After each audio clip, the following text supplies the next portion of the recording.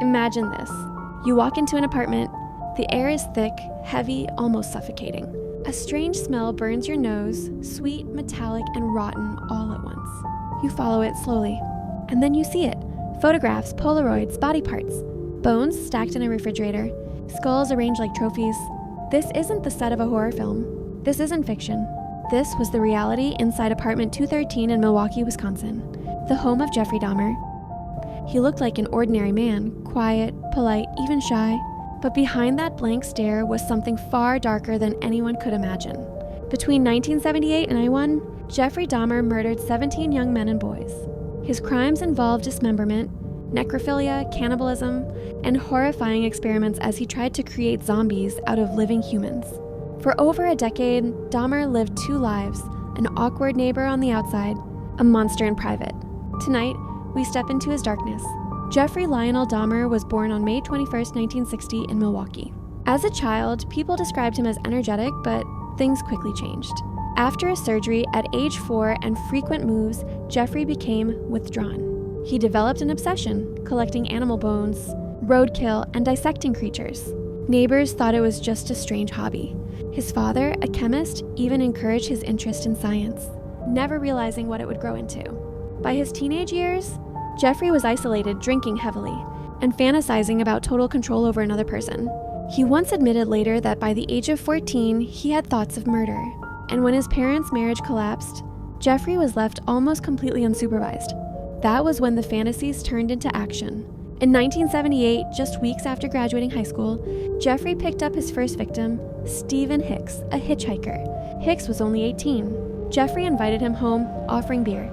They talked, laughed, and hung out. But when Hicks tried to leave, Dahmer panicked. The thought of being abandoned was unbearable. He struck him with a dumbbell, then strangled him. After the murder, Dahmer dismembered Hicks's body and scattered the remains in garbage bags. For a moment, he felt relief, power, control. But it wouldn't end there. Once Jeffrey tasted murder, he couldn't stop. For nearly a decade after that first kill, Dahmer lived in silence, committing no known murders. But by the mid-1980s, his desires resurfaced with full force. He began targeting men, mostly young, vulnerable, often from marginalized communities. He lured them home with promises of money, alcohol, or companionship. Then the cycle began, drugging their drinks, strangling them, performing acts on their corpses, dismembering the remains. Some victims were kept for days. Jeffrey photographed them in disturbing poses, treating their bodies like lifeless dolls. He admitted later that he didn't want his victims to leave. That's why he began experimenting, injecting acid or boiling water into their brains. His hope? To create living zombies, obedient and unresisting. None survived. By 1991, Dahmer's apartment had become a house of horrors. Inside his refrigerator, police would later find skulls, hearts, and severed heads. The freezer held human meat. A giant blue barrel in the corner was filled with acid, dissolving torsos. And yet, neighbors never suspected the full truth. Some complained about the smell. Others noted strange noises. But Dahmer always had excuses: spoiled meat or tropical fish that had died. Behind his locked door, he was building a shrine, an altar of bones and skulls, where he said he wanted to sit and feel empowered. This wasn't just murder. This was obsession, ritual, and a descent into complete madness. On July 22, 1991, Dahmer's reign of terror came to an end. That night, he lured another man, Tracy Edwards, to his apartment. Jeffrey tried to handcuff him, but Edwards resisted. After hours of fear and manipulation, Edwards saw a chance to escape. He fled into the street, still wearing the handcuffs, and flagged down police. Officers followed Edwards back to Dahmer's apartment. What they discovered would haunt them forever: photographs of dismembered bodies, human remains, and evidence of unspeakable crimes.